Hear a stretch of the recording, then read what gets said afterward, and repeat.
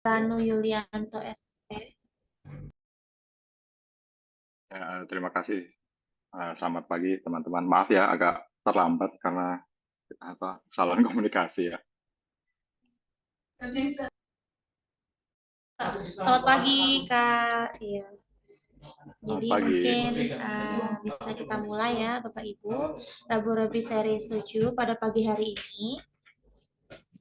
Bismillahirrahmanirrahim. Assalamualaikum warahmatullahi wabarakatuh. Selamat pagi, salam sejahtera untuk kita semua. Yang terhormat Kepala Badan Pusat Statistik Kabupaten Nunukan, Bapak Iskandar Ahmadin, SST SESHMM, yang dalam kesempatan ini diwakili oleh Kepala Subbagian Umum BPS Kabupaten Nunukan, Ibu Mary Erlina Nainggolan SST,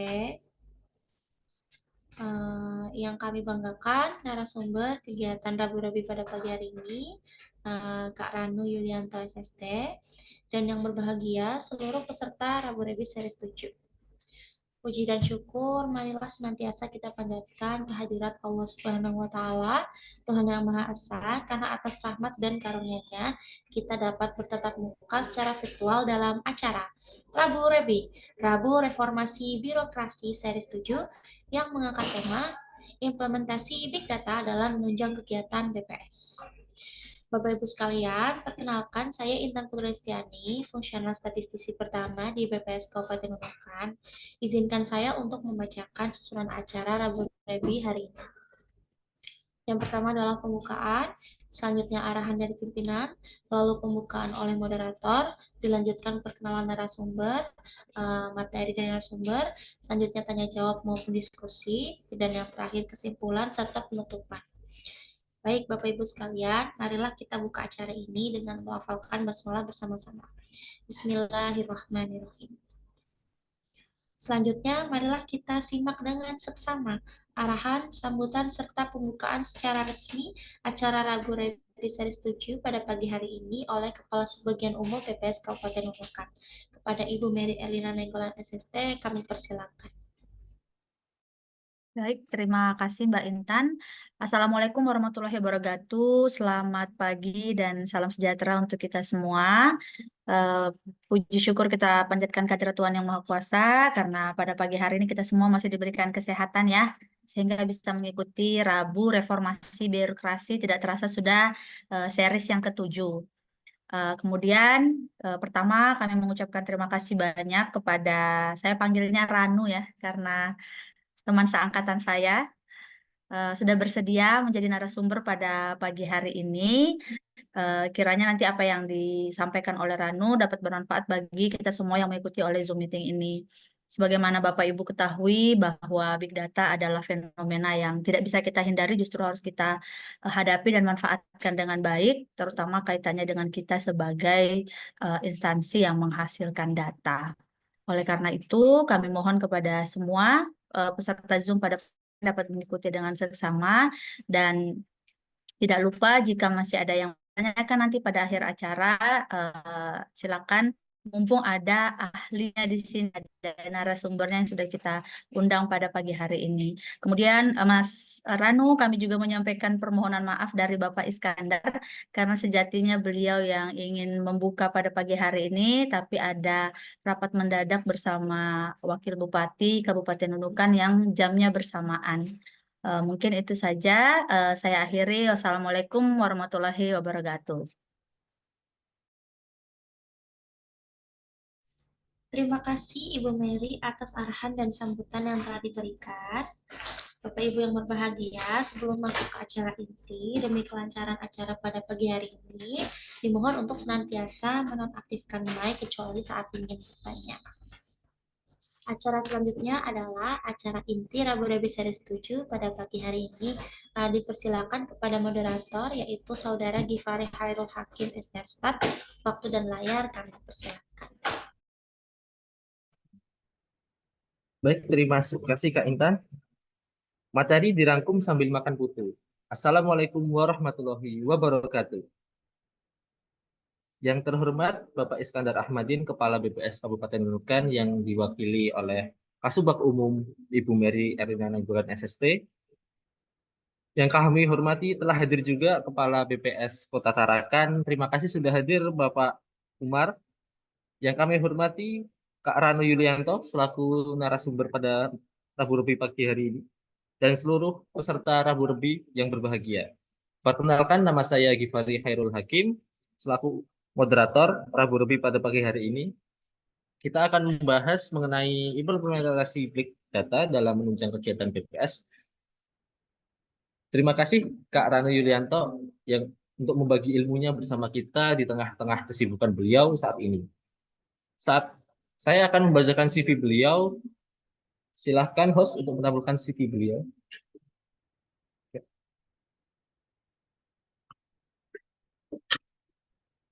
Kak Rano Yulianto sekarang bekerja di BPS Pusat Direktorat Analisis dan Pengembangan Statistik.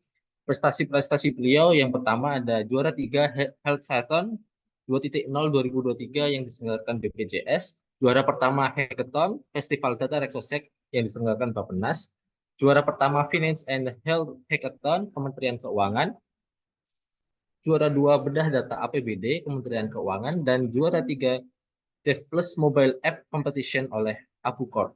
Lalu beliau juga memiliki pengalaman yang pertama ada pemateri pada Workshop on Big Data in Asia Pacific Countries oleh United Nations atau PBB, pemateri pada ACCS Big Data Workshop for 2022 Pilot Project oleh ASEAN Stat. Lalu ada pemateri pada ASEAN Regional Workshop on Big Data for Enhancing Official Statistics ASEAN Stat, pemateri pada Text Mining Workshop with Python oleh BPS, dan pemateri pada International Conference on Information Technology Systems and Innovation oleh ITB. Kak Ranu juga memunculkan publikasi yang pertama ada Reveal the Customer Behavior from Business SMS Text Using Name Entity Recognition. Lalu ada Building Automatic Mind Map Generator for Natural Disaster News in Bahasa Indonesia.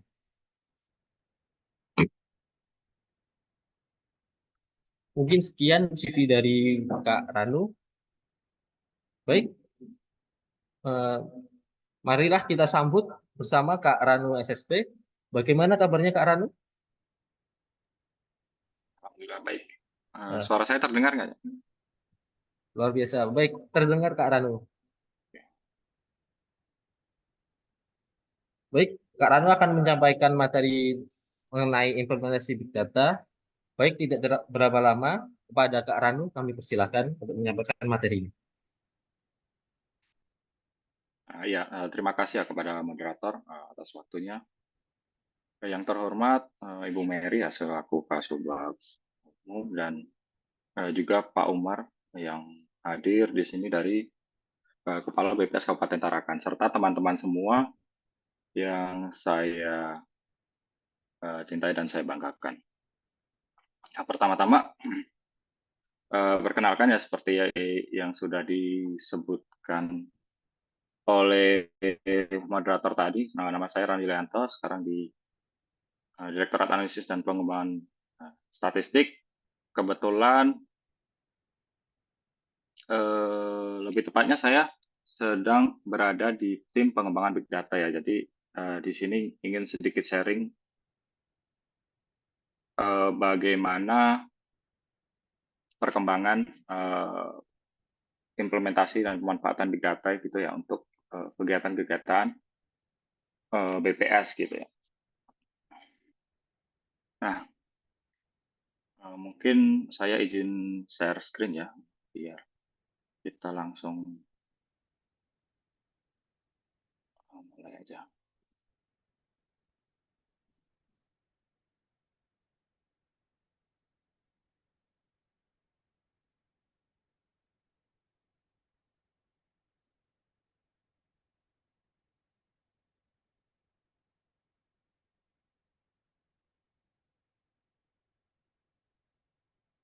Nah, sekarang saya akan cerita sedikit tentang implementasi Big Data ya.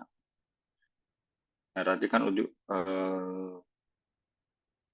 apa judulnya untuk menunjang kegiatan BPS. Sedangkan kita semua tahu ya kegiatan BPS yang utama itu adalah menghasilkan official statistik atau statistik resmi yang mana akan digunakan oleh pemerintah, baik pemerintah daerah maupun pemerintah pusat untuk pengambilan kebijakan. Nah, makanya di sini, nah pengembangan big data yang sedang kami kembangkan gitu ya di sini itu bertujuan untuk mendukung kegiatan tersebut, untuk mendukung produksi dari statistik resmi. Ya, sebelum kita masuk ke implementasi big data di BPS sendiri, ada baiknya kita berkenalan ya sedikit tentang big data. Oh ya Bapak Ibu, maaf, ini saya nggak nyiapin pantun ya. Saya lupa nyiapin pantun, kan biasanya kan kalau kegiatan di BPS itu pasti ada pantun.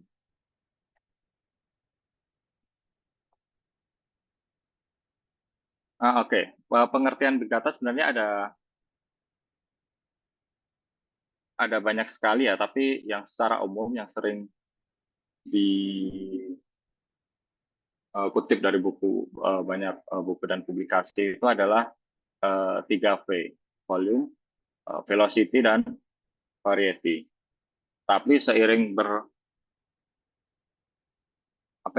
berkembangnya penelitian soal big data ini, ada VV yang lain yang muncul. Salah satu yang sering disebutkan adalah veracity. Jadi apa sih VV yang dimaksud ya di sini adalah yang pertama adalah volume. Jadi big data itu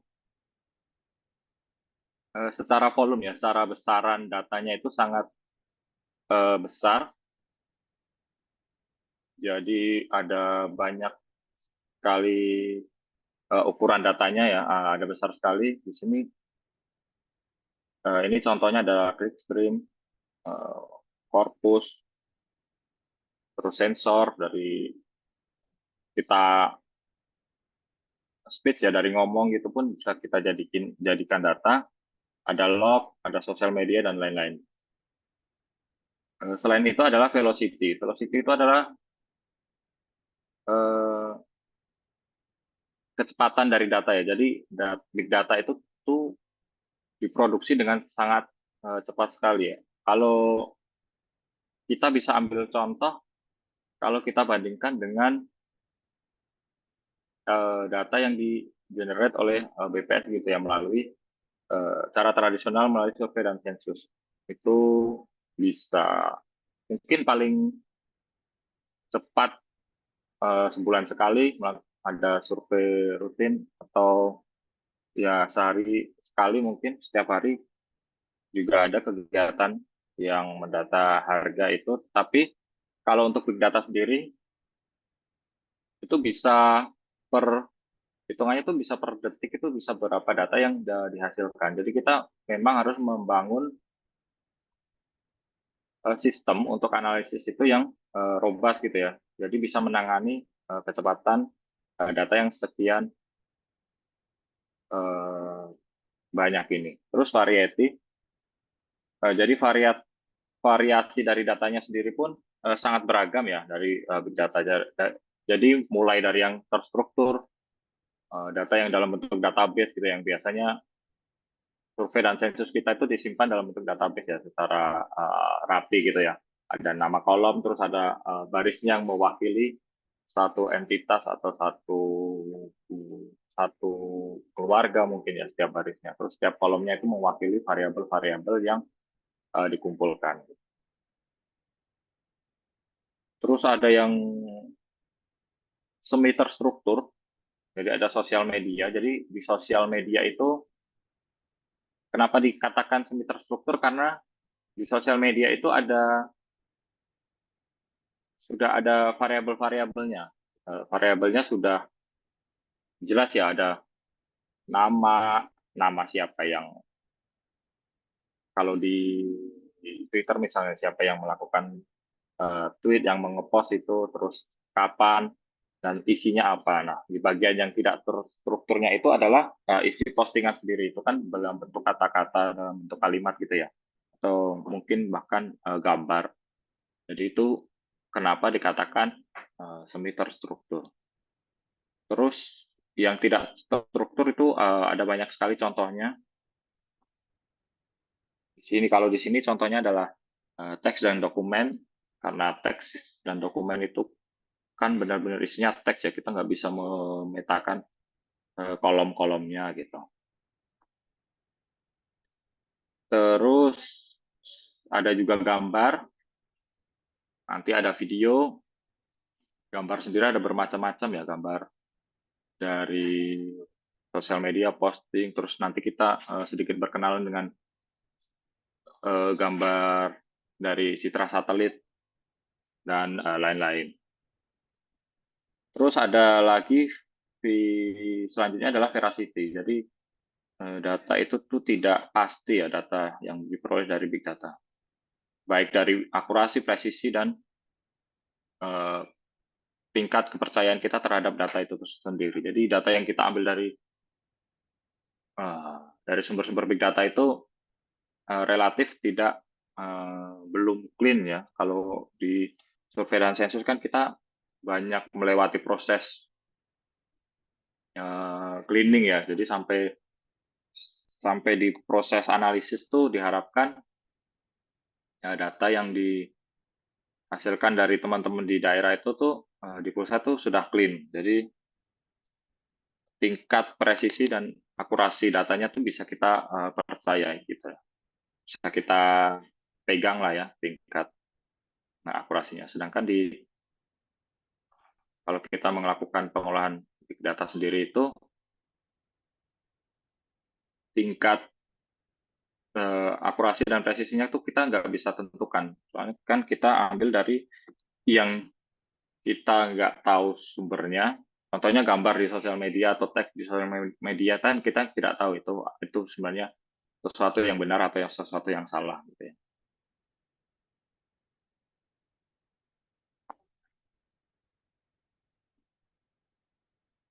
Nah, untuk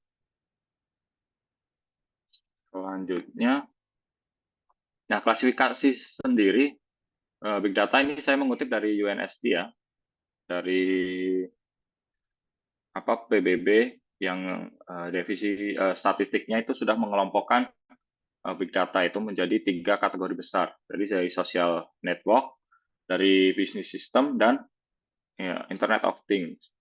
Nah, kalau social network itu ya dari sosial media, ini umumnya dari yang kita ambil dari internet ya. Dari sosial media ada blog, dari blog itu baik dari tulisannya ataupun komen-komennya, ada dokumen.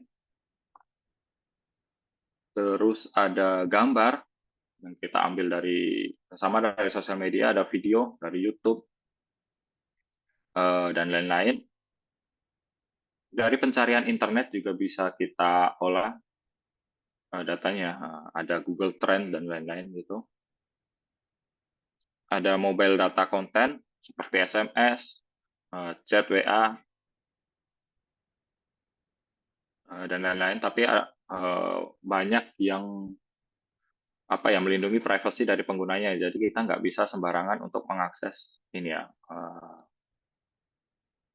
SMS dan text message baik email dan lain-lain gitu tanpa kita mempunyai MOU dengan providernya ya, dengan MOU yang jelas dan lugas gitu. Jadi penggunaannya untuk apa, data yang kita gunakan itu apa. Nah, itu contohnya nanti di penggunaan MPD ya, yang dilakukan oleh BPS. Nanti sedikit dijelaskan di situ. Terus ada bisnis sistem. Jadi ini sebenarnya sebuah proses yang tujuan akhirnya itu tidak untuk menghasilkan sebuah data, tapi ada produk ada produk sampingannya itu adalah sebuah data gitu ya. Seperti di sini contohnya medical record. Jadi medical record kan tujuan utamanya untuk melihat kondisi kesehatan seseorang ya. Tapi kan itu menghasilkan sebuah data yang bila mana kita kumpulkan mungkin bisa jadi time series ataupun untuk prediksi-prediksi keadaan seorang pasien gitu. Terus ada juga data yang dihasilkan dari bisnis, jadi dari transaksi komersial, ada transaksi di bank, dari e-commerce ataupun dari credit card. Jadi ini kan tujuan utamanya sebenarnya untuk transaksi gitu ya, tapi ada hasil sampingannya adalah sebuah data yang nanti bisa diolah gitu. Tapi ya sekali lagi ini data-data begini tuh tidak serta-merta bisa kita dapatkan. Nah, ini sebenarnya bisa menjadi, ini adalah sebuah tantangan tersendiri ya buat kita sebagai apa ya istilahnya, kalau BPS itu kan sebagai wali data atau pembina data di seluruh Indonesia gitu ya. Terus yang terakhir adalah Internet of Things. Jadi data yang dihasilkan oleh mesin dari sensor, terus dari sensor ya, baik dari penggunaan di rumah kan sering ya. Kalau yang rumah-rumah modern tuh mungkin ada sensor untuk mengukur suhu, sensor untuk mengukur kelembaban dan lain-lain gitu ya. Itu bisa dimanfaatkan. Terus ada mobile sensor, mobile phone location, cars dan satellite image. Nah ini yang kita manfaatkan itu dari nanti kita bahas lebih lanjut tuh dari mobile phone location dan satellite image itu sudah kita coba manfaatkan untuk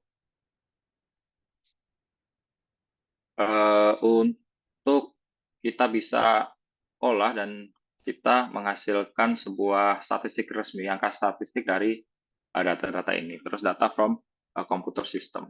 Ini juga bisa kita manfaatkan gitu ya.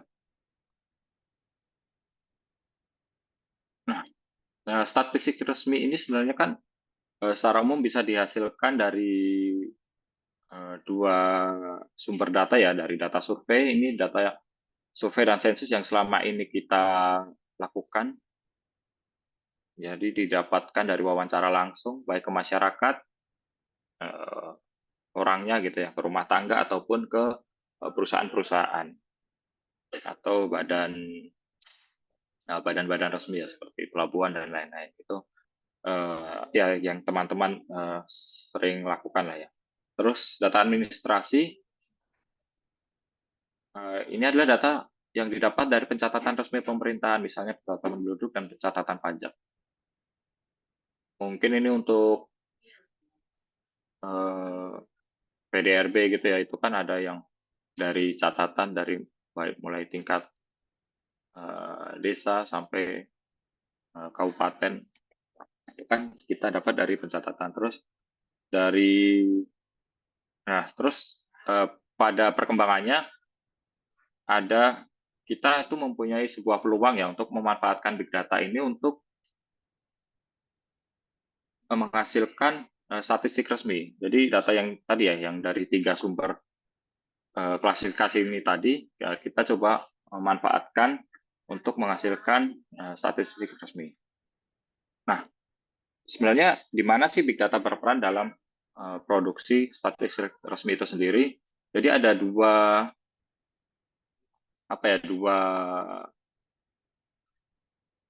hal yang bisa di mana big data itu bisa berperan dalam produksi statistik resmi. Jadi kita gunakan big data dengan statistik resmi kita secara bersama-sama sebagai data pendukung.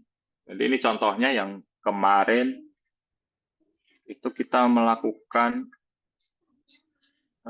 scraping berita ya untuk mendukung rilis di oleh pimpinan. Jadi pimpinan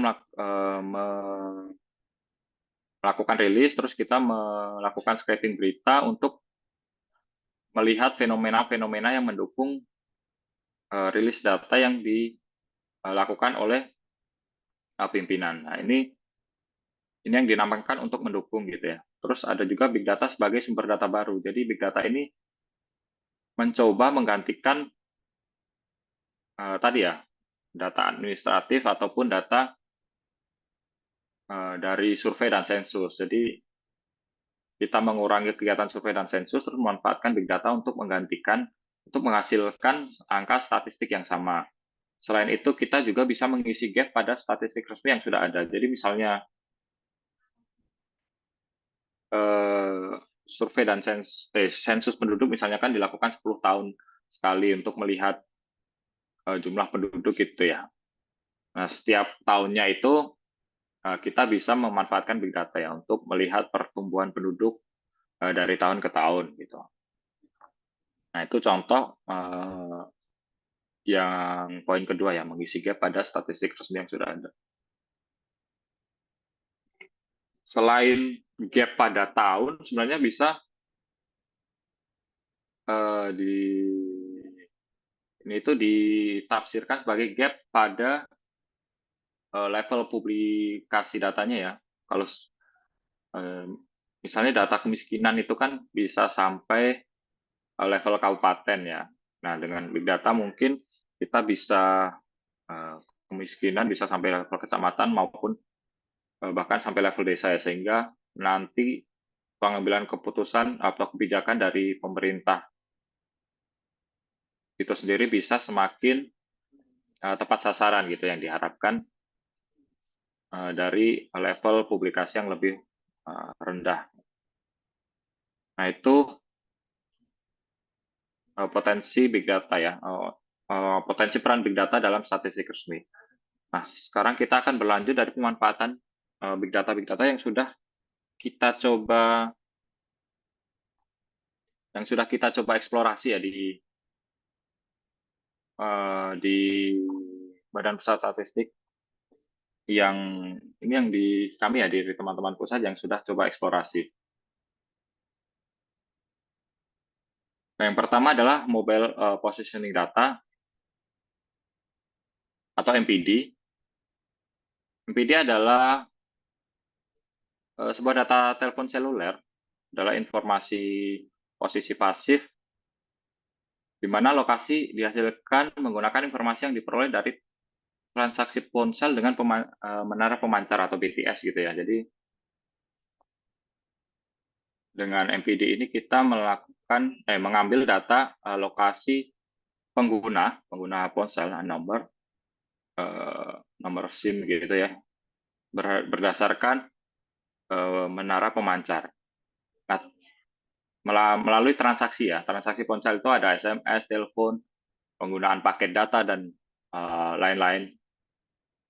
Ya, itu setiap kali transaksi itu akan tercatat di menara BTS. Jadi di BTS itu akan meninggalkan sebuah log nih. Nah, log ini tuh dapat menghasilkan data. Nah, data ini yang kita peroleh nantinya untuk kita olah menjadi sebuah data statistik gitu.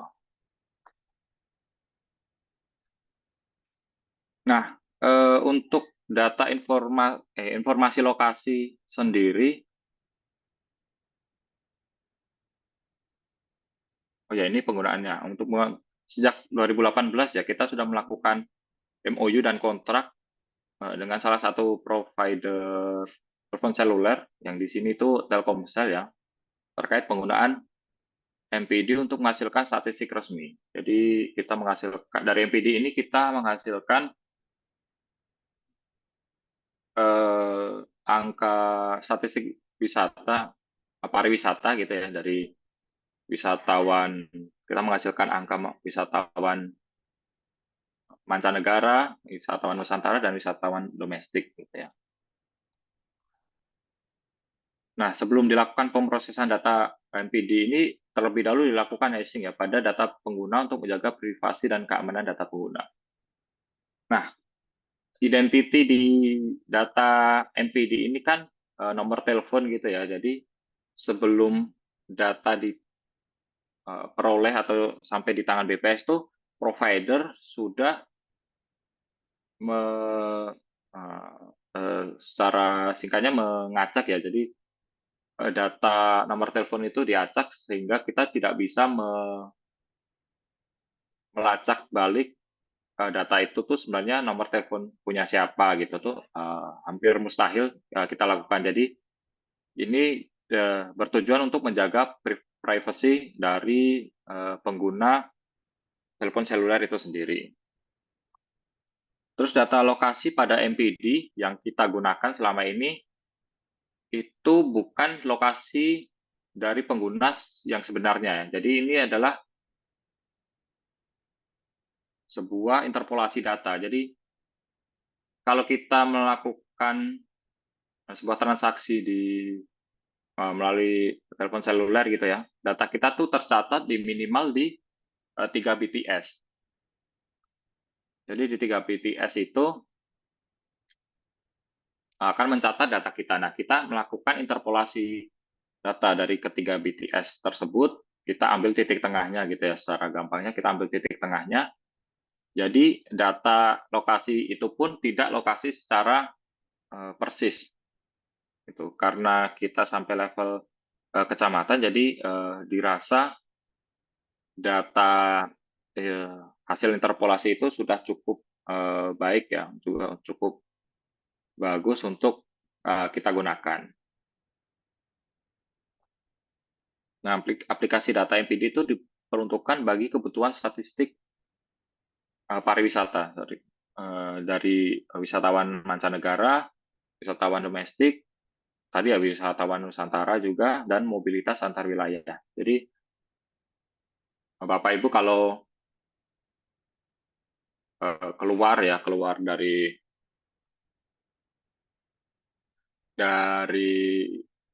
tempat domisili Bapak Ibu itu kita catat sebagai wisatawan, dan nanti kadang ada yang mendapatkan SMS untuk mengisi survei gitu ya, survei pariwisata itu. Nah, kita melakukannya dari mendapatkan data-data tersebut tuh dari hasil pengolahan itu ya. Jadi untuk mendeteksi mana orang yang keluar dan mana baik keluar domisili ataupun ke mancanegara itu akan mendapatkan blast SMS untuk mengisi survei. Nah, selanjutnya ini keunggulan data MPD ya yang dirasakan atau yang bisa kita dapatkan untuk data pariwisata. Jadi estimasi wilayah yang lebih kecil. Jadi saat ini tuh sampai level kabupaten, tapi sebenarnya kita bisa estimasi sampai level kecamatan. Tapi berhubung belum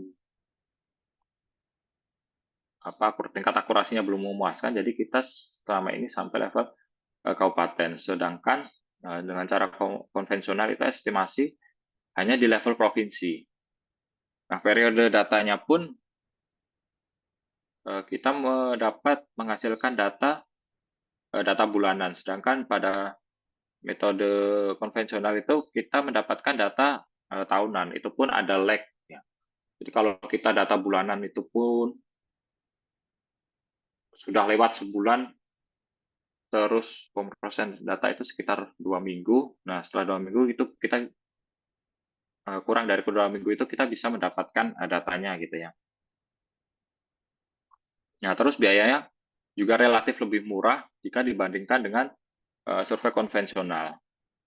Terus ini keuntungan dari MPD itu dirasakan sekali itu waktu COVID kemarin ya, karena kegiatan lapangan sangat terbatas, jadi pemanfaatan MPD dan data-data lainnya ya, itu sangat terasa di waktu COVID. Nah, selanjutnya ada potensi penggunaan MPD untuk keperluan statistik lain. Jadi ada statistik-statistik lain yang bisa kita gunakan menggunakan data MPD. Jadi kita melakukan MOU atau kontraknya sekali, tapi penggunaan datanya itu bisa sangat luas ya. Ini contohnya adalah pembentukan MSA ya, Metropolitan Statistical Area. atau kota-kota satelit ya, di mana penduduknya banyak berkomuter ya dari kota satelit ke kota utama. Nah, itu bisa dilacak menggunakan MPD itu sendiri. Sedangkan kegiatan statistik itu hanya menghasilkan satu data statistik, jadi sangat terbatas penggunaannya. Nah, ini secara umum sangat singkat ya untuk bagaimana analisis data MPD ya, untuk menghasilkan data pariwisata tadi. Jadi, Bapak Ibu bakal tercatat di usual environment, itu ada rumah, terus ada tempat Bapak Ibu bekerja, jadi yang harian gitu ya, Bapak Ibu komuter harian, terus ada juga komuter sirkular. Jadi misalnya Bapak Ibu ngekos tapi rumahnya di kabupaten lain, terus pulang seminggu sekali atau sebulan sekali, nah itu akan tertangkap di sirkular ini. Jadi kalau Bapak Ibu masih berkomuter atau yang Bapak Ibu kunjungi adalah 3 lokasi ini, jadi Bapak Ibu tidak dihitung sebagai wisatawan. Tapi jika Bapak Ibu keluar dari usual environment ini, nah itu bakal dianggap sebagai kegiatan wisata gitu ya. Walaupun nantinya pada kenyataannya Bapak Ibu bisa ada kegiatan dinas dan lain-lain, itu tetap dihitung sebagai kunjungan. Nah, terus yang bagian kanan ini hasilnya ya, ini secara singkat aja. Nah, terus selanjutnya data yang kita coba manfaatkan adalah citra satelit. Citra satelit di sini adalah gambaran permukaan bumi yang dilihat dari luar angkasa dan diambil oleh citra satelit. Citra satelit membantu kita memahami kondisi geografis, lingkungan, dan perubahan yang terjadi di berbagai wilayah bumi secara luas dan terperinci. Jadi, citra satelit itu yang kita bayangkan kan gambar permukaan bumi yang ditangkap atau dipotret oleh satelit gitu ya. Nah, sebenarnya dari data atau potret satelit itu sendiri itu bisa dihasilkan beberapa indeks ya yang bisa kita manfaatkan untuk mengestimasi keadaan geografis, keadaan sosial dari suatu daerah gitu. Jadi yang dipotret itu bukan hanya gambar-gambar aja gitu ya. Walaupun dari gambar itu juga kita bisa melakukan modeling ya, kita bisa prediksi keadaannya, tapi yang biasa kita manfaatkan adalah indeks-indeks yang dihasilkan dari potret dari citra satelit tersebut. Nah, sebenarnya indikator apa aja sih yang bisa dihasilkan oleh citra satelit yang sering, ini adalah indikator-indikator yang sering dimanfaatkan ya. Sebenarnya masih ada banyak sekali indikator yang lain, tapi ini yang sering dimanfaatkan adalah NDVI, ini adalah Normalized Different Vegetation Index, ini adalah indeks yang dihasilkan dari citra satelit, ini untuk memberikan informasi tentang keadaan vegetasi di suatu area. Beberapa penelitian telah menggunakan nilai NDVI ini untuk menunjukkan aktivitas ekonomi ya, khususnya di bidang pertanian. Area pertanian yang subur dan sehat biasanya akan menunjukkan nilai NDVI yang tinggi, sedangkan area yang kurang subur atau bermasalah dengan tanaman pangan, atau bahkan tidak ada vegetasi, tidak ada tumbuhan gitu ya, itu akan menunjukkan nilai NDVI yang rendah. Nah, ini contoh penggunaannya ya, NDVI ini untuk perkebunan palem, untuk menunjukkan perkebunan palem. Ini contoh publikasi sebagai patokan kita. Nah, selanjutnya adalah indikator yang kita biasa gunakan juga adalah NDVI. NDVI ini adalah Normalized Difference Build-up Index. Ini adalah indeks yang ditangkap oleh citra satelit yang menunjukkan seberapa padat bangunan di suatu wilayah gitu ya. Jadi kalau secara logika itu nilai NDVI yang cukup tinggi itu umumnya menggambarkan daerah perkotaan yang bangunan lebih banyak. Jadi semakin banyak bangunan kan biasanya fasilitas-fasilitas di situ juga semakin banyak ya, termasuk sekolah, rumah sakit, maupun tempat usaha. Jadi rumah tangga yang tinggal di daerah dengan NDBI tinggi itu dianggap memiliki akses yang baik ke fasilitas-fasilitas tersebut. Gitu. Nah, ini salah satu contoh publikasinya adalah NDBI dan ekstraksi fitur untuk deteksi daerah kumuh. Jadi kantong-kantong daerah kumuh itu bisa dideteksi dari NDBI ya. Jadi di perkotaan yang kalau dilihat sekilas itu sangat maju, biasanya ada kantong-kantong daerah-daerah kumuh tuh yang bisa. Jadi daerah-daerah yang tingkat kemiskinannya relatif tinggi di antara di antara fasilitas-fasilitas yang sebenarnya sangat terjangkau, tapi secara geografisnya terjangkau, tapi mungkin secara ekonomisnya kurang terjangkau oleh mereka. Selanjutnya adalah NTL atau nighttime light. Ini adalah gambaran cahaya di malam hari yang ditangkap oleh satelit untuk menunjukkan seberapa terang suatu area. Nah, sumber cahaya ini tuh berasal dari lampu gedung, infrastruktur di daerah tersebut. Nah, NTL ini tuh digunakan untuk menunjukkan seberapa sibuk aktivitas ekonomi di suatu daerah, terutama di malam hari ya. Karena jika suatu daerah itu terlihat terang di malam hari, berarti kemungkinan daerah tersebut itu masih aktif secara ekonomi di malam hari. Jadi kita bisa memanfaatkan NTL ini untuk melihat perbedaan atau disparitas ekonomi dan infrastruktur antar daerah. Nah, ini yang salah satu kita manfaatkan kegiatan kita tahun lalu itu NTL sebagai proksi kesenjangan ya. Jadi kita melakukan perhitungan kesenjangan atau disparitas ekonomi menggunakan NTL ini.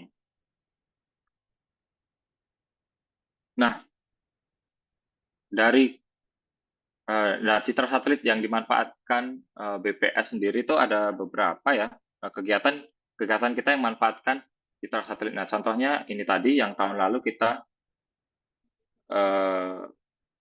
melakukan perhitungan kesenjangan ekonomi menggunakan data NTL. Itu publikasinya sudah terbit di bps.go.id, mungkin bisa dicari Bapak Ibu. Terus beberapa tahun sebelumnya kita juga menggunakan beberapa indikator ini untuk menghitung tingkat kemiskinan di daerah sampai level kecamatan ya.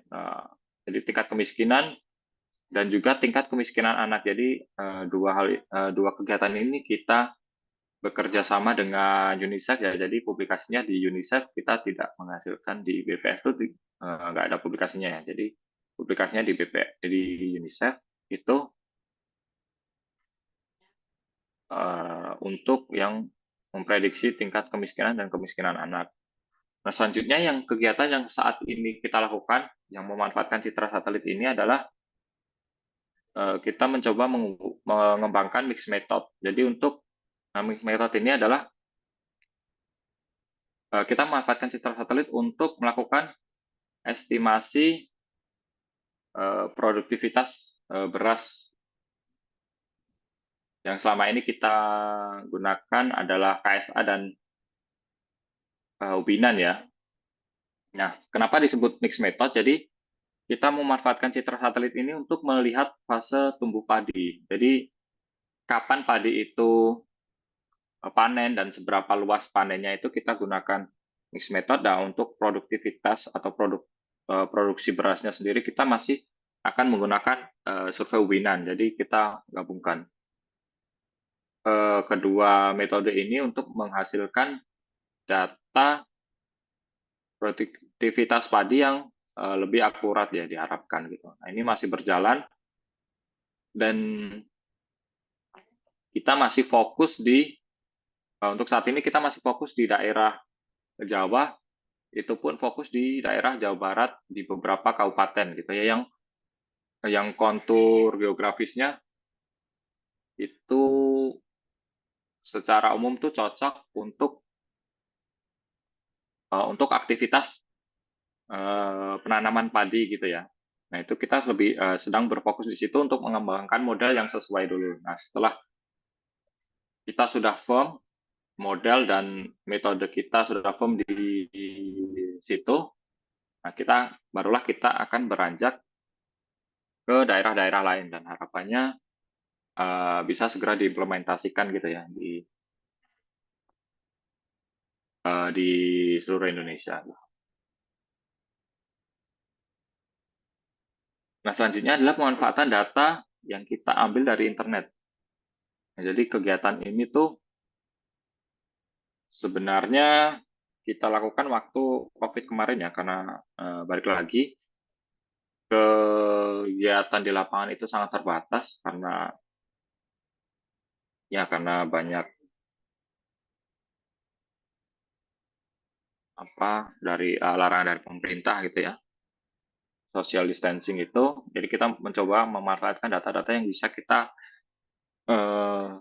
dapatkan gitu dari internet. Jadi internet itu menyediakan banyak sekali sumber data yang bisa dimanfaatkan. Antara lain dari sosial media, dari e-commerce, dari berita, dan lain-lain. Nah, BPS itu telah melakukan eksplorasi akan potensi dari data-data tersebut untuk mendukung kegiatan BPS dalam produksi statistik resmi. Data dari internet dapat diambil itu dengan berbagai cara, antara lain crowdsourcing, web scraping, dan API. Sebenarnya kita sudah mengeksplorasi data banyak sekali ya, data dari internet. Kita banyak eksplorasi tadi ya di masa pandemi untuk mendukung kegiatan statistik. Tapi hanya ada beberapa yang kita lanjutkan untuk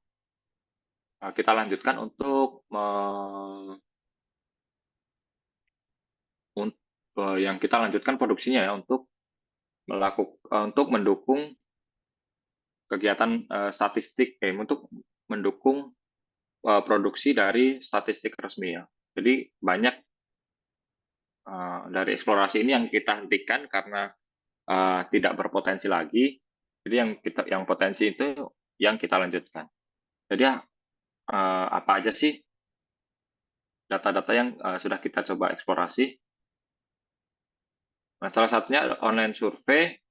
Ini beberapa tahun lalu itu BPS mengembangkan aplikasi yang orang kalau belanja ke pasar tuh bisa masukin harganya gitu ya, jadi ketahuan. Untuk ini dimanfaatkan untuk memperoleh indeks harga konsumen. Begitu juga e-commerce, jadi kita ambil data harga dari e-commerce itu untuk melihat fluktuasi harganya. Selain itu dari berita online dan sosial media, nah ini yang sedang kita lanjut kembangkan ini ya, untuk menghasilkan indeks demokrasi Indonesia. Terus dari website Indonesia Stock Exchange, kita dari harga saham, kita lihat fluktuasinya. Terus website pemesanan hotel, jadi ini kita bisa menghitung tingkat hunian hotel dari sini.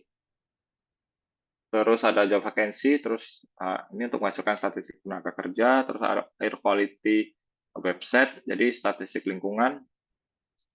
Ini bukan cuma kualitas udara aja yang dihasilkan di sini, jadi ada temperatur, kelembaban, dan lain-lain itu bisa kita kompilasi datanya. Terus website penjualan rumah dan mobil, ada statistik perumahan dan kendaraan, terus ada website pemesanan transportasi umum, ada statistik transportasi, dan Google Map. Ini titik-titik infrastruktur yang sebenarnya kita harapkan bisa bisa menggantikan geotagging di BPS, tapi banyak sekali plus minusnya yang sampai saat ini jadi belum bisa kita implementasikan secara keseluruhan. Nah, dari semua ini tuh yang lanjut itu adalah e-commerce, indeks harga konsumen tuh kita coba. Kalau tahun-tahun sebelumnya kita masih melakukan web scraping, ini kita sudah mulai ke tahap selanjutnya, kita propose ke beberapa penyedia e-commerce untuk memberikan data mereka gitu ya. Selain itu kita juga sedang menggodok perban untuk dalam tanda kutip memaksa mereka itu menyerahkan data e-commerce, walaupun pastinya nggak semuanya ya, pasti dengan batasan-batasan tertentu gitu ya. Terus yang selanjutnya yang kita manfaatkan sekarang juga adalah data berita ini ya, Indeks Demokrasi Indonesia. Ini yang bekerja sama dengan Kemenkumham.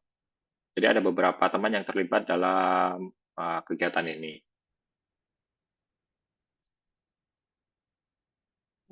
Ya, yang lanjut sepertinya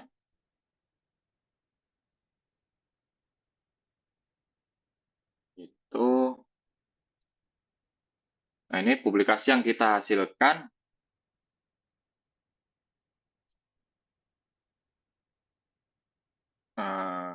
Bisa dicari ya di website BPS, kajian Big Data.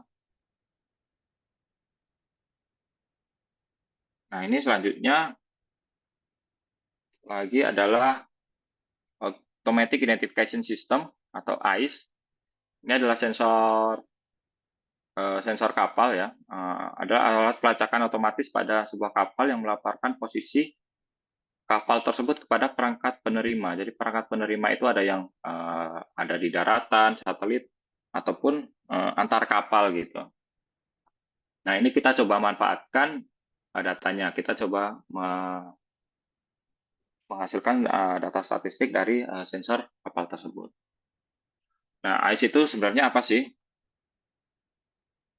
AIS itu tadi ya, sistem pelacakan otomatis pada kapal itu memberikan informasi real time tentang identitas kapal, posisi, kecepatan, dan tujuan kapal itu sendiri. Nah, tujuan utama AIS itu sebenarnya untuk keamanan dan efisiensi pelayaran ya. Jadi untuk menghindari tabrakan. Kalau Bapak, Ibu pernah nonton Titanic itu kan merubah tujuan atau belok kapal itu tuh harus jauh gitu ya, nggak bisa mendadak gitu ya. Nah, itu makanya menggunakan AIS ini untuk menghindari mencegah tabrakan antar kapal. Selain itu bisa meningkatkan efisiensi pelayaran gitu ya. Jadi bisa diketahui jalur-jalur yang lebih efisien gitu ya, berdasarkan historis dari kapal-kapal sebelumnya. Itu bisa dilihat menggunakan AIS itu sendiri. AIS secara umum ada dua tipe, ada kelas A, ini digunakan pada kapal komersial yang besar secara ukuran ya. Misalnya kapal kargo, kapal penumpang yang besar, terus ini menggunakan daya transmisi yang besar dan interval transmisi datanya itu lebih sering dibandingkan yang kelas B. Nah, kelas B itu digunakan untuk kapal yang lebih kecil, kapal rekreasi. Kapal rekreasi itu seperti kapal kecil, kapal apa sih namanya, kapal boat ya, yang kecil-kecil itu ya, yang penumpang. Terus ada kapal penangkapan ikan ini. Ini memiliki daya transmisi yang kecil dan transmisinya lebih jarang ya. Daya transmisi yang lebih kecil itu maksudnya area pengiriman sinyal itu lebih kecil gitu. Nah, kapal itu wajib memasang AIS jika besarannya itu lebih dari 300 GP. Kalau di bawah itu sebenarnya tidak wajib ya, tapi disarankan menggunakan memasang AIS ini, apalagi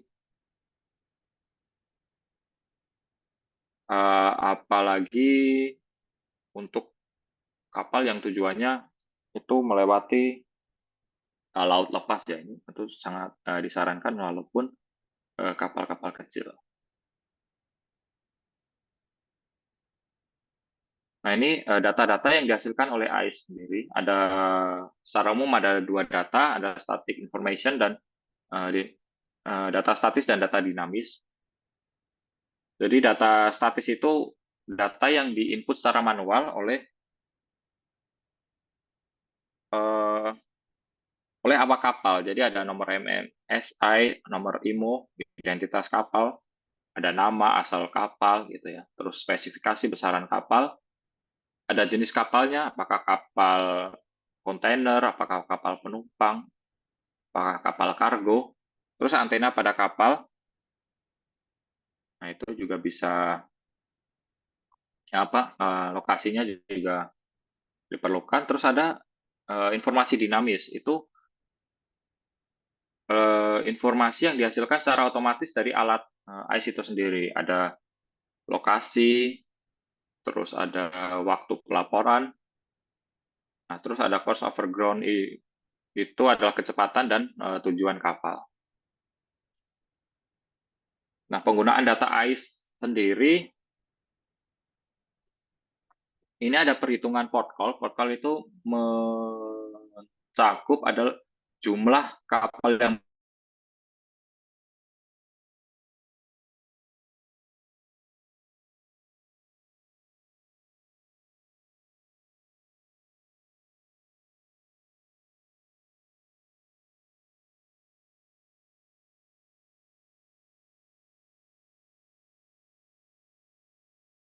memanfaatkan untuk dua kasus di atas ini ya, untuk jumlah kapal berlabuh dan duration import. Nah, ini kita gunakan nantinya. Ini sebenarnya masih tahap awal ya. Untuk selanjutnya kita sebenarnya ingin menghitung jasa import dan ekspor jasa internasional gitu. Jadi kan kalau kapal berlabuh di suatu pelabuhan tuh biasanya ada biaya jasanya. Nah, makanya itu bisa dihitung menggunakan port call ini. Nah, ini metodologi yang kita gunakan nih. Kita membaca data pelabuhan, terus menentukan batas pelabuhan dengan data AIS, menghitung jumlah kunjungan kapal, dan penentuan lama berlabuh kapal di pelabuhan.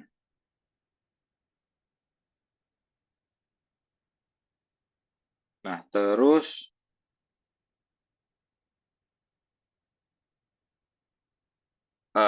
ini publikasinya sudah kita sajikan ini untuk tahun lalu. Jadi ada 4 bab secara umum, ada pengenalan AIS, ada preprocessing data, terus ada pengenalan tools yang digunakan untuk pengolahan data AIS, terus ada studi kasus data AIS oleh organisasi internasional. Jadi yang sudah dilakukan oleh organisasi internasional gitu ya. Nah, untuk tahun ini publikasinya masih belum rilis.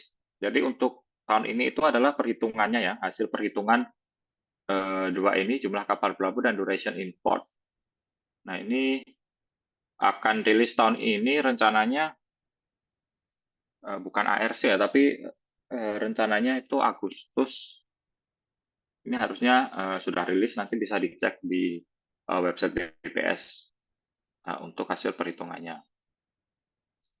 Yang mungkin itu saja ya yang bisa saya sampaikan. Ini sedikit saja ya, secara umum aja gambaran tentang kegiatan pemanfaatan Big Data di BPS. Mungkin nanti bisa digali lebih lanjut, baik lewat tanya jawab ataupun diskusi selanjutnya gitu ya. Mungkin itu dari saya kembalikan ke moderator. Terima kasih. Baik, terima kasih kepada Kak Rano atas pemaparan materinya yang disampaikan, yaitu mengenai ada tadi konsep Big Data, ada bedanya Big Data dengan data yang dihasilkan oleh metode tradisional, penggunaan Big Data di BPS. Nah, pada kesempatan kali ini, mari kita buka sesi tanya-jawab untuk seluruh peserta Rabu-Rabu yang hadir pada pagi hari ini. Dipersilakan kepada teman-teman untuk present terlebih dahulu untuk bertanya ke Kak Rano mengenai implementasi Big Data maupun Big Data pada umumnya. Dipersilahkan kepada teman-teman jika ingin bertanya.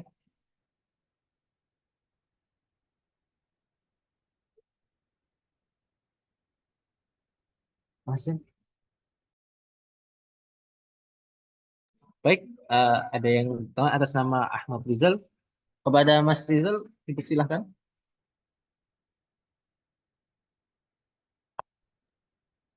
Terima kasih atas kesempatan yang diberikan. Apa suara saya terdengar? Terdengar. Eh, Sebelumnya terima kasih kepada Kak Ranu atas materi yang telah diberikan. Banyak sekali wawasan yang dapat kita memperluas wawasan kita ya tentang pengetahuan big data ini. Yang ingin saya tanyakan, sebelumnya saya Ahmad Rizal dari Universitas Kabupaten Nunukan. Yang saya ingin tanyakan tuh terkait ini. Kan tadi yang pasti awal diidentifikasikan bahwa big data itu yang terbaru ya, dengan adanya perkembangan dari big data itu sendiri, maka timbul namanya veracity atau eh, data yang terverifikasi. Nah, kira-kira untuk terutama saat scraping data dari headline berita atau dari media sosial, itu kan biasanya ada berita-berita yang hoax atau berita yang menggunakan thumbnail atau clickbait ya, seperti itu. Nah, itu apakah dari Big Data sendiri bisa mengatasinya atau seperti apa, atau ada pengalaman dari Kak Anu sendiri terkait data yang seperti itu? Terus pertanyaan yang kedua, jadi yang diimplementasikan dari Big Data di BPS itu kan salah satunya itu MPD ya. Nah, sebelumnya itu pernah dijelaskan juga dari provinsi telah digunakan BTS di Nunukan kan perbatasan dengan Malaysia itu udah diberitahu bahwa kita menggunakan data dari BTS itu untuk mengetahui wisatawan mancanegara. Nah, eh, terus saya ingin tanyakan tuh kalau misalnya ada orang yang punya dua identitas. Nah, di sini kan karena pembatasan kan ada beberapa orang yang punya KTP Indonesia dan juga punya IC-nya yang di Malaysia. Nah, biasanya kalau mereka yang pulangnya setahun sekali atau lebih, itu bagaimana dia tahu kalau dia ke sana tuh bukan hanya untuk wisatawan, tapi bisa juga kan dia bekerja. Cara membedakannya seperti apa? Mungkin sekian dari saya. Mohon penjelasannya, Pak.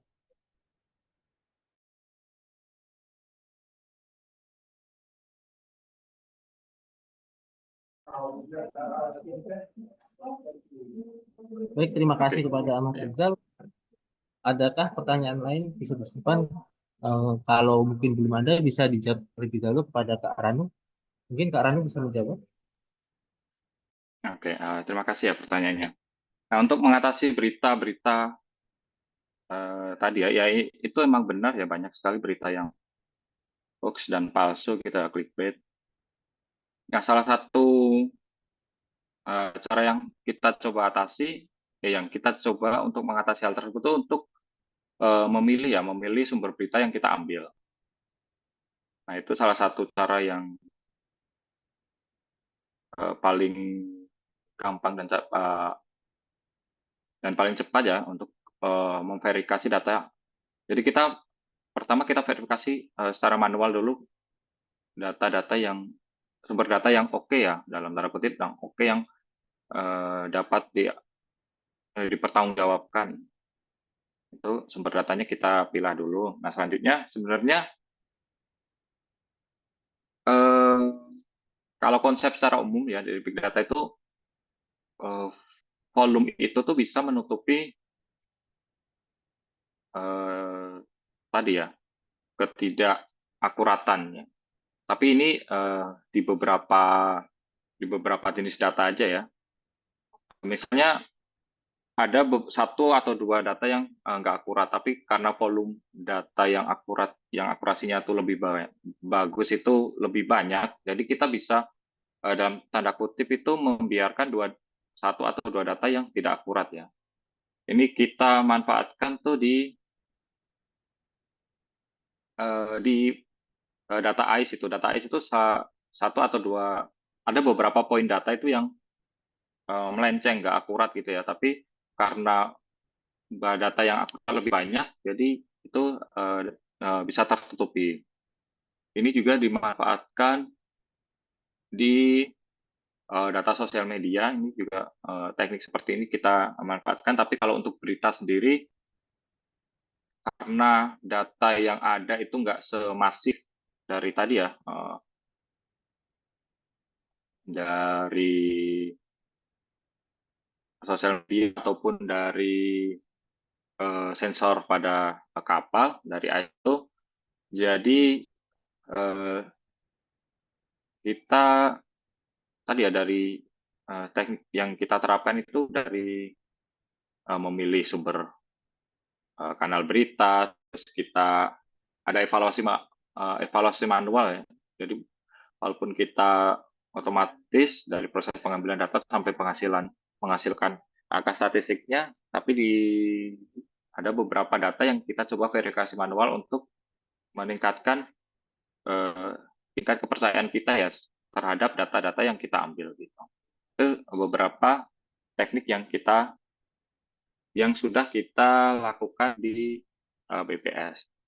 Nah, untuk selanjutnya yang data MPD ini nah tadi ya pertama kalau misalnya punya dua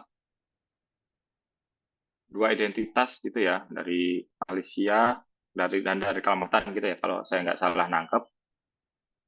Nah itu pertama untuk pencatatannya sendiri itu diambil dari keberadaannya ya, jadi tidak memandang dia itu sebenarnya orang mana, tapi kalau dia berada di situ biasanya berada di Indonesia terus keluar ke Malaysia misalnya, nah itu tetap dihitung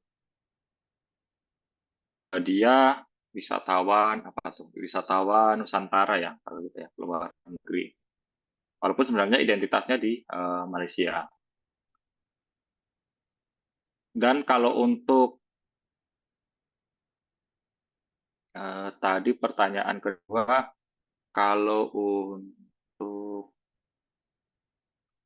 mengetahui apakah dia sebenarnya sedang kerja atau sedang benar-benar liburan gitu ya.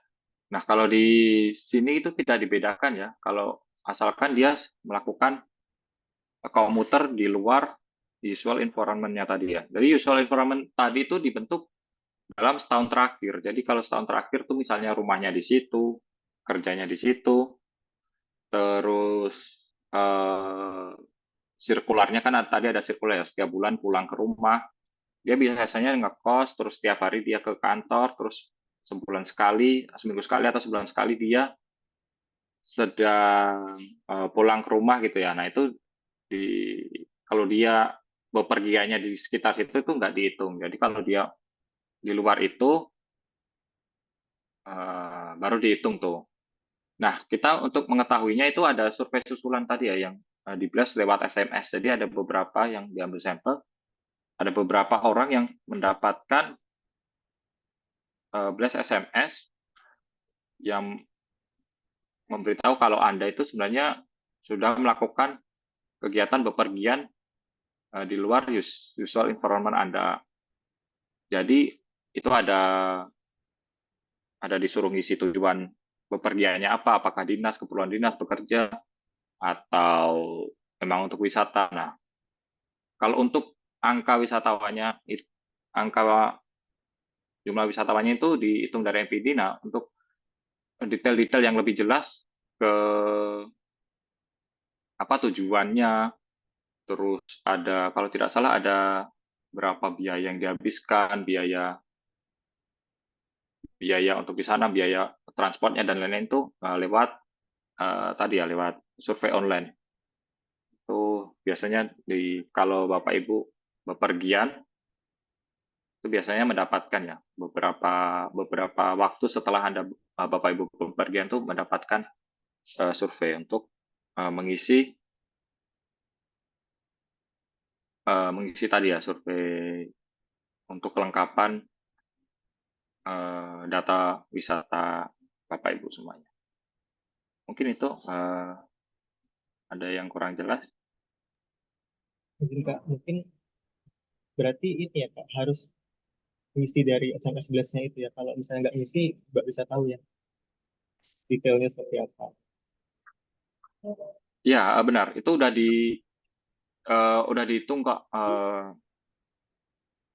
rata-rata SMS yang balik ke kita, maksudnya yang orang yang setelah di SMS terus mengisi itu ada beberapa, terus tingkat itu kan respon rate-nya, terus tingkat error-nya berapa, itu udah dihitung sama tim. Kebetulan saya nggak masuk di MPD ya, jadi detailnya saya kurang tahu, tapi itu udah ada tingkat akurasinya dan lain-lain, itu udah dihitung, jadi bisa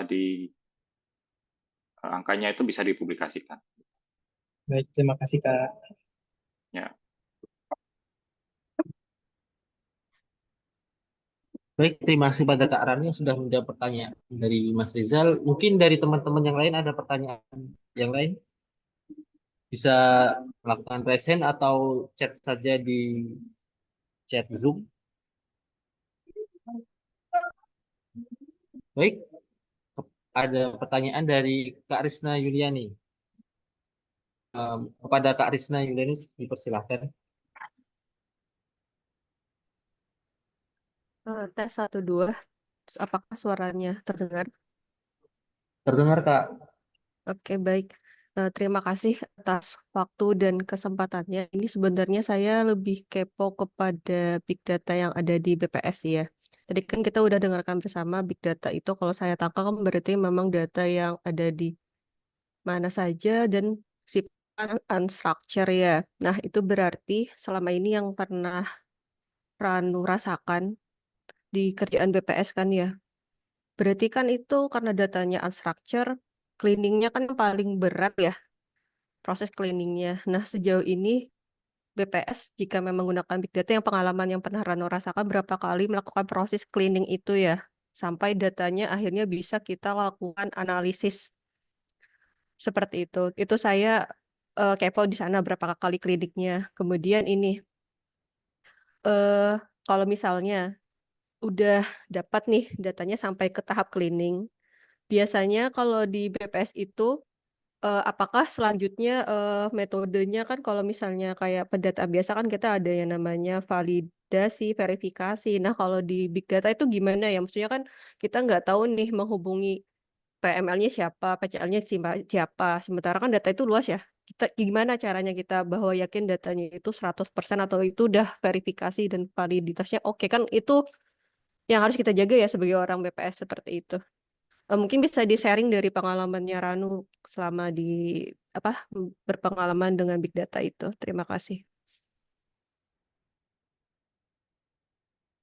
Ya, mau dijawab langsung atau ditampung dulu? Bisa jawab langsung Kak Ranu. Oh ya, ya ini emang benar ya, untuk proses cleaningnya itu sangat yang memakan waktu ya, karena ada beberapa tahapan, dan tahapannya pun berbeda-beda. Kalau di ya tahapannya berbeda ya, tergantung datanya. Jadi ada data, ada proses. Kalau di berita misalnya kan ada proses kita cleaning data secara umum ya. Jadi nanti ada kan kalau kita ngambil data ya, dari berita tuh kadang ada iklannya, ada lain-lainnya, itu kita hilangkan dulu, terus kita hilangkan tanda baca, kita bersihkan dan lain-lain. Nah itu prosesnya berbeda-beda. Terus kalau untuk di AI sendiri itu ada proses cleaningnya itu kita hilangkan data, kita coba hilangkan data yang MMSI-nya atau identitas kapalnya tidak sesuai aturan kan, kita ada aturan-aturan untuk itu, terus lokasi kapalnya tidak make sense, terus kecepatan kapalnya itu tidak make sense juga, apakah kapal itu tiba-tiba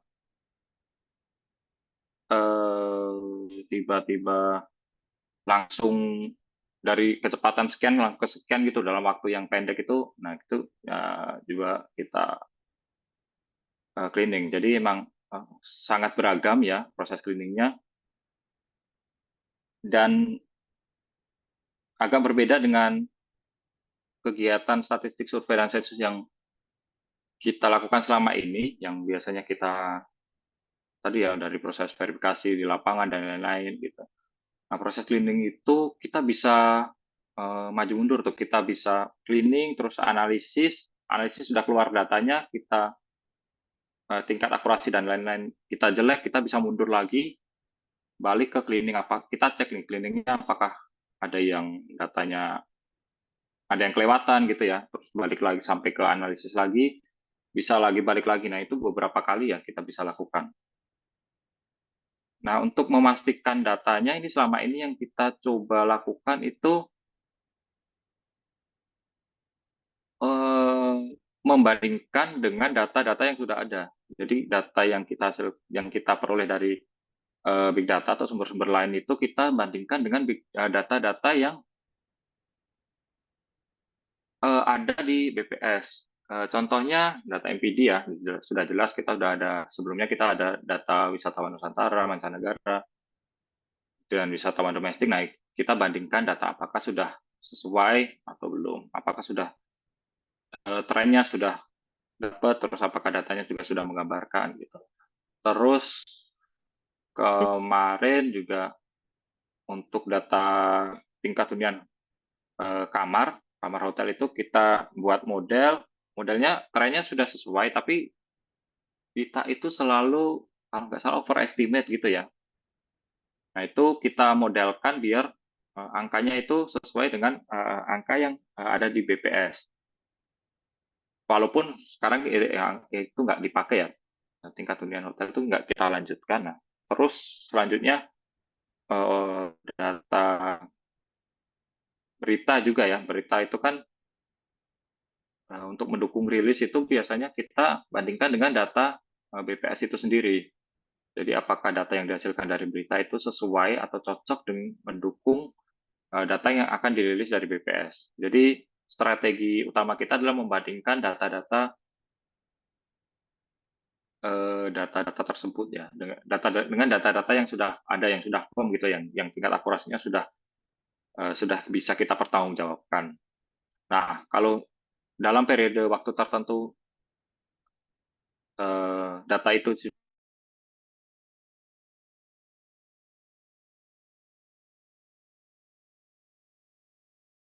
apa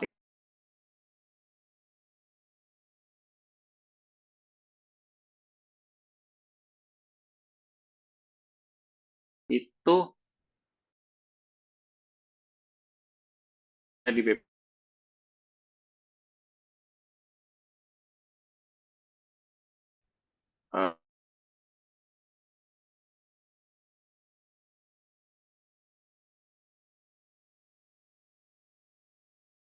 itu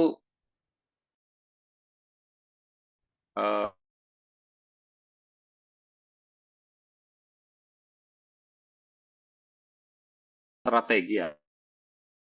Salah satunya itu adalah growth.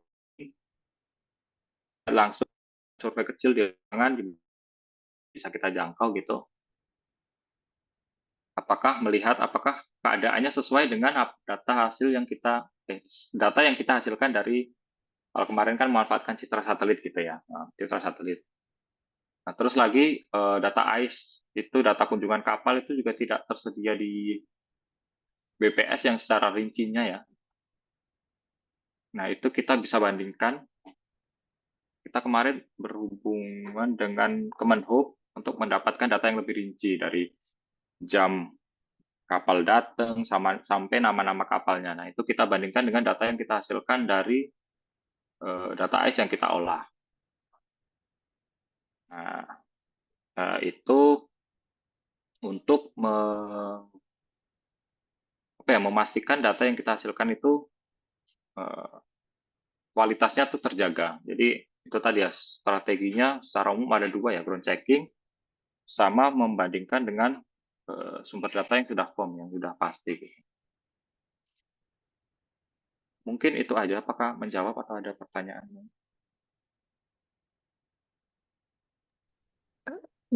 Iya menjawab, tapi saya boleh nanya lagi nggak? Karena tadi penasaran. Kan tadi mengelola data ya, big data seperti itu. Biasanya kalau BPS, kan saya belum pernah nih ikut terlibat dalam penganalisan big data, saya lebih penasaran kalau misalnya lagi mengolah datanya, terus buat menjaga privasi data kayak gitu juga dilakukan nggak ya? Kalau iya, biasanya gimana gitu? Contohnya aja yang dari pengalaman Anda. Kan saya emang belum pernah terlibat nih, jadi penasaran itu aja.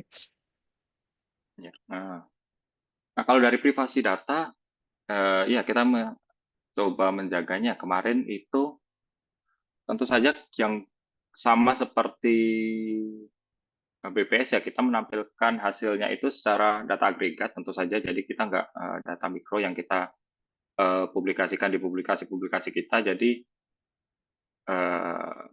itu. Nah, selanjutnya kalau secara tadi MOU dengan salah satu contohnya MOU dengan Telkomsel yang sekarang kita sudah perluas ya.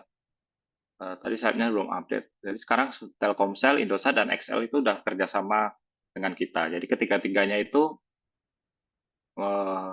ngasih data ke kita juga, kan identitas kalau di HP itu kan nomor teleponnya. Nomor teleponnya itu pun disamarkan. Jadi kita nggak tahu ini sebenarnya orang siapa gitu yang melakukan perjalanan. Dan juga lokasinya itu pun bukan lokasi secara pasti tadi ya, jadi secara interpolasi, jadi itu mendukung. Jadi daerah yang kita tahu tuh dia seringnya tuh di kecamatan A gitu ya, bukan di rumah yang ini gitu. Ini itu salah satu yang kita coba jaga untuk privasinya. Selanjutnya yang tadi kan, yang keluar melalui SMS blast itu tadi, itu juga BPS nggak tahu nomor-nomor mana aja yang melakukan perjalanan. Jadi kita cuma setor ID yang sudah tadi ya sudah diacak oleh Telkomselnya. Ini tolong di SMS ini tuh tolong disebarkan gitu. Jadi di BPS sendiri selama ini kita menjaga untuk privasi itu. Nah, kalau untuk contohnya yang AIS tadi, kalau yang AIS tadi data nama kapal dan waktu kunjungan itu sebenarnya sudah tersedia kan di website Kemenhub. Jadi itu bukan sesuatu yang privasi. Jadi kita kalau untuk data itu kita keluarkan tidak masalah. Walaupun untuk publikasinya sendiri kita masih menggunakan data agregat. Selanjutnya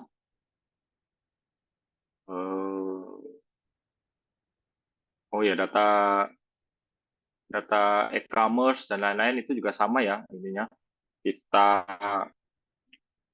lakukan hashing atau pengacakan baik dari nama toko, nama pemilik dan lain-lain itu kita acak juga datanya, identitasnya kita acak, jadi kita nggak bisa melihat itu punya siapa dan lain-lain. Nah, ada satu metode yang sedang kita kembangkan ya untuk menjaga privasi data kita. Ini sebenarnya berhubungan dengan pemanfaatan cloud service ya. Kan sekarang banyak ya tersedia cloud service, dan BPS kemampuan fisik server BPS tuh semakin lama tuh semakin tidak memadai, karena pengadaan server secara fisik tuh sekarang sudah di stop ya dari pemerintah. Itu nggak boleh, KL itu harus terpusat di PDN ya, yang kemarin kena hack itu ya. Jadi itu. Nah, salah satunya adalah kita coba melirik pemanfaatan data cloud gitu ya untuk server dari cloud provider itu yang kita rasa lebih terjamin baik keamanan ataupun kualitas server tersendiri. Nah, kita coba sekarang kita mengembangkan suatu metode namanya data sintetis. Jadi kita generate ulang data, misalnya data Susenas gitu ya. Kita generate ulang datanya, jadi itu bukan data yang sebenarnya, tapi masih memiliki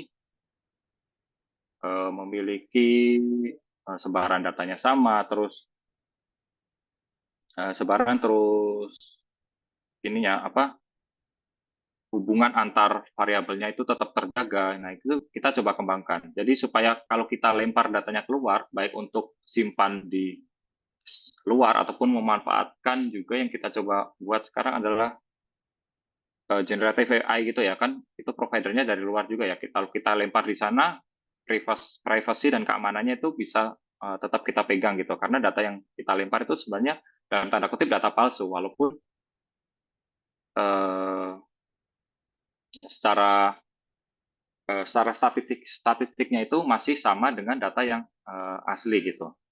Nah, itu yang sedang kita kaji, apakah itu memungkinkan atau tidak gitu. Mungkin itu salah satunya.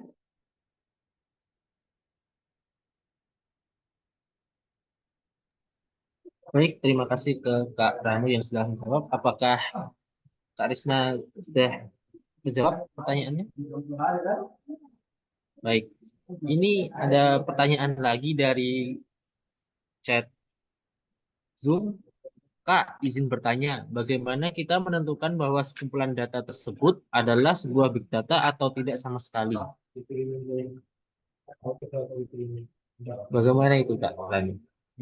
Oh ya, big data ini sebenarnya, apalagi di BPS dan di pemerintahan secara umum ya, big data ini sebenarnya nggak ada suatu definisi patok gitu ya, patokan definisi yang ya kita bisa sebut big data ataupun enggak. Nah, kalau selama ini yang kita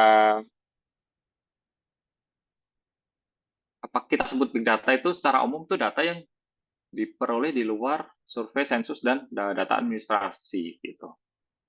Jadi kalau secara umum patok apakah ini data disebut big data atau bukan, ya asalkan 4 faktor atau 3 faktor, setidaknya 3 faktor V tadi ya, volume, velocity, sama veracity itu terpenuhi, itu bisa dikatakan big data. Tapi kalau secara umum nggak ada batas pasti gitu ya, apakah ini big data atau enggak gitu. Soalnya kalau secara volume data sensus itu pun sudah besar kan ya, udah beberapa giga, berapa tera bahkan kan, itu bisa dikatakan big. Tapi kan secara volume mereka itu dihasilkan 10 tahun sekali. Jadi kurang tepat kalau kita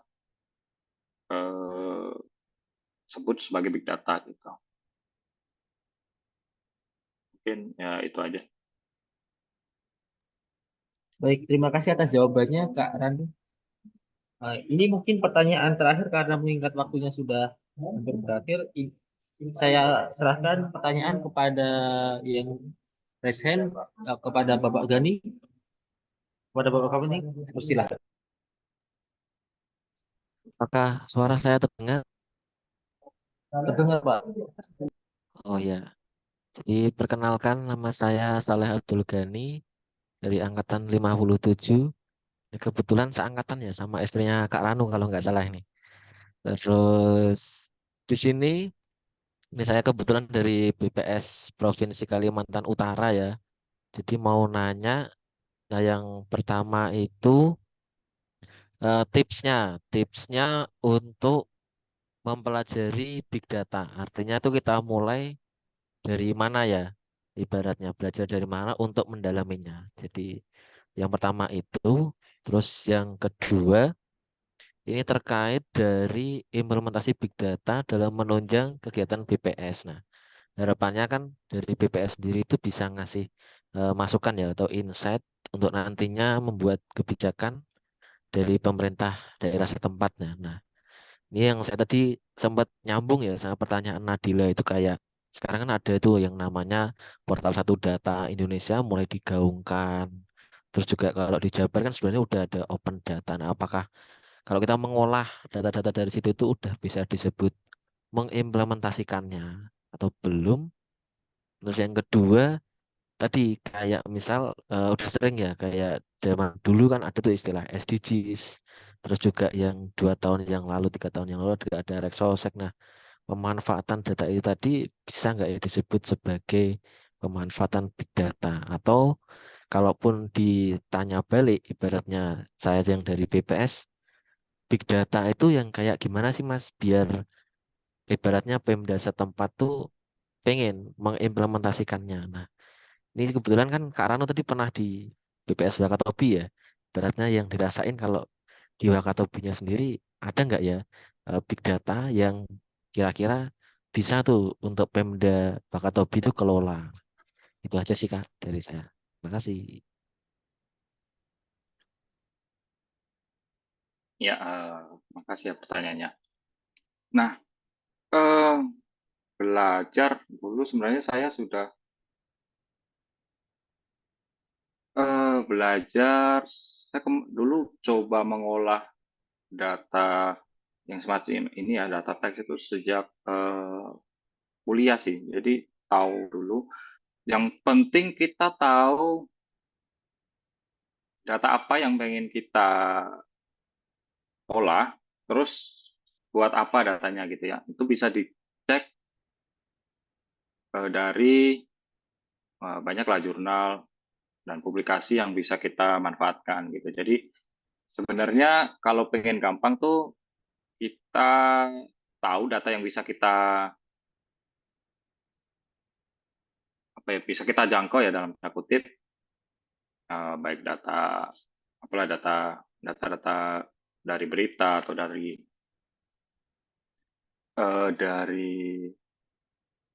ya data dari berita, data dari sosial media.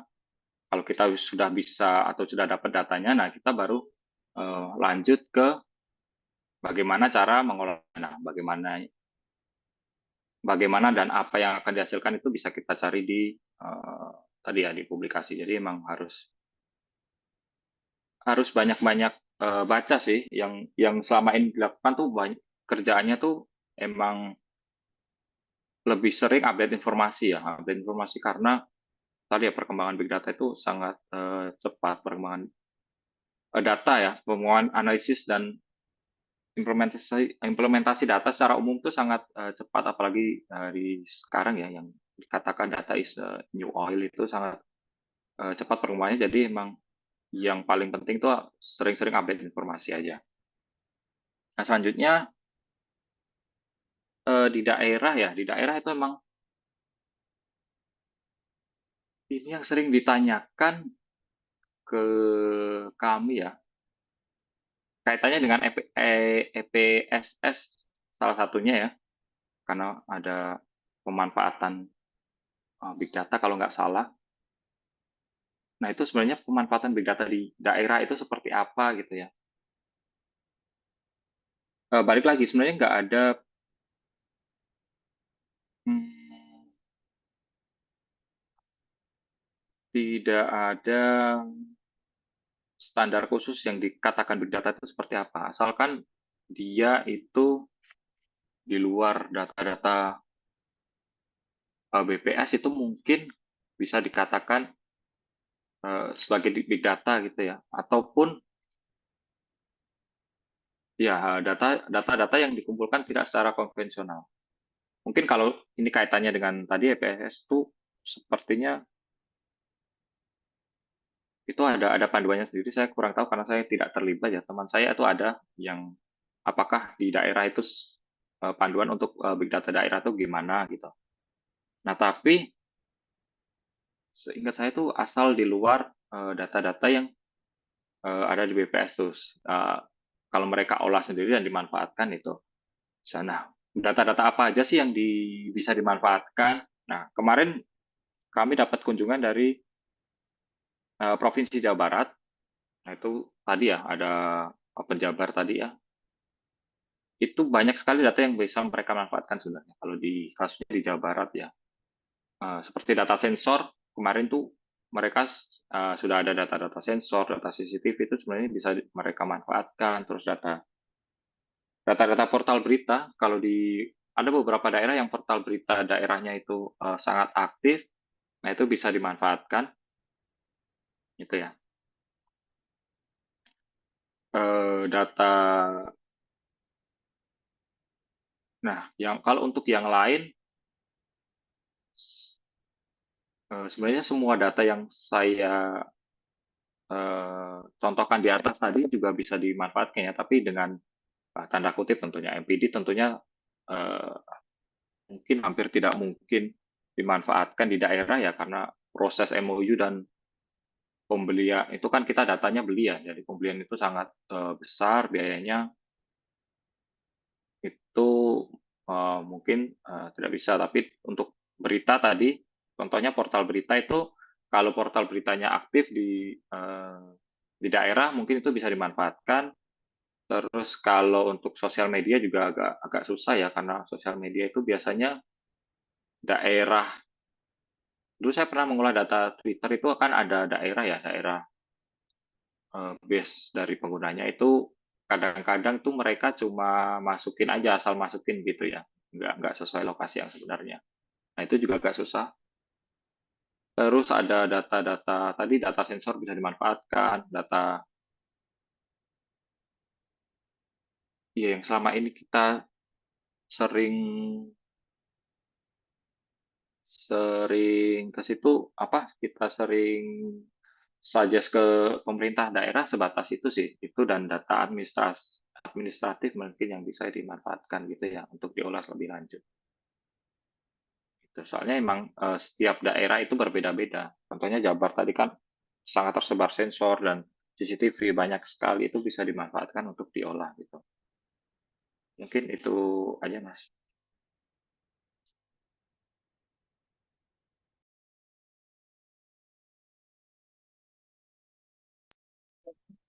Baik, tadi mungkin pertanyaan terakhir pada sesi pertanyaan pagi hari ini. Terima kasih pada peserta yang sudah aktif dalam bertanya dan kepada Mas atau Kak Ranu dalam menjawab pertanyaan-pertanyaan. Pada akhirnya ini tadi Big Data, apalagi di BPS yang sebagai penyedia data sendiri sudah menggunakan Big Data di mana seperti melakukan pada MOU satu provider untuk terkait penggunaan MPD, ada citra satelit yang tadi menggunakan NDVI atau NTL, penggunaan data-data internet, ada juga tadi penggunaan data AIS atau Automatic Identification System, yang dimana untuk melihat posisi kapal-kapal ya. Pemanfaat Big Data ini juga sangat banyak, seperti tadi digunakan di BPS untuk indeks harga konsumen, ada indeks demokrasi Indonesia, ada juga tadi digunakan pada statistik tenaga kerja, statistik transportasi, dan lain sebagainya. Keunggulan dari penggunaan Big Data ini juga seperti estimasi wilayah yang lebih rinci atau lebih kecil lagi, periode yang bisa diperpendek menjadi bulanan, ada juga biaya yang digunakan lebih murah karena tidak ada kegiatan lapangan dan dapat dilakukan ketika kegiatan lapangan sulit dilakukan. Baik, terima kasih kepada Kak Ranu yang sudah menyampaikan semua materinya dan berbagi kepada kami di pagi hari ini. Mungkin demikianlah acara Rabu Rebi pada hari ini. Saya ucapkan mohon maaf jika banyak salah sebagai moderator. Wassalamualaikum warahmatullahi wabarakatuh. Saya kembalikan ke MC. Baik, terima kasih kepada moderator kita, Saudara Ismari Hairul Hakim SPStat. Bapak Ibu sekalian, kita telah mendengarkan pemaparan yang sangat luar biasa dari Kak Ranu ya, Bapak Ibu.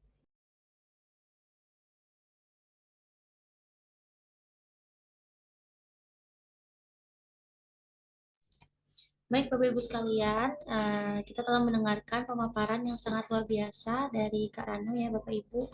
Semoga ilmu yang telah kita disampaikan oleh Kak Ranu dapat membawa manfaat dan juga dapat diterapkan terkait dengan bagaimana mengimplementasikan Big Data, terutama dalam menunjang kegiatan kita di Badan Pusat Statistik.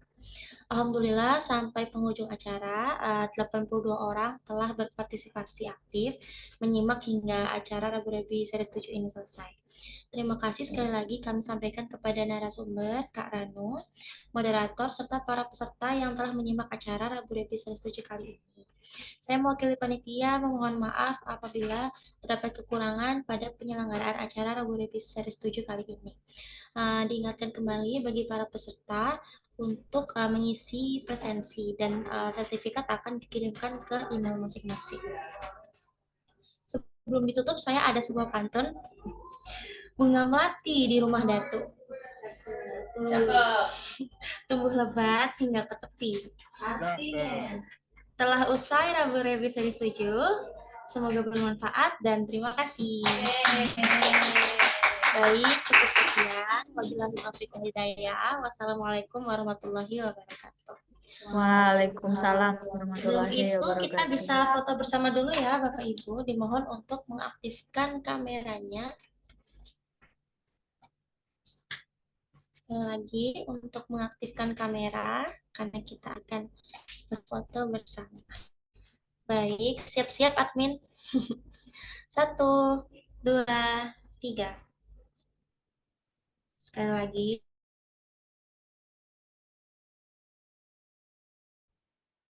Baik.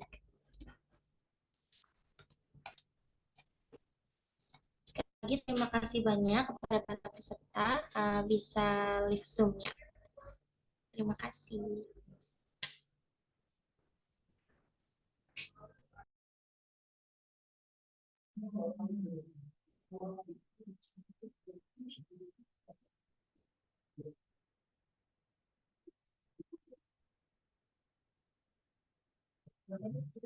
Pak Wawan di mana? Kok kayaknya kemana?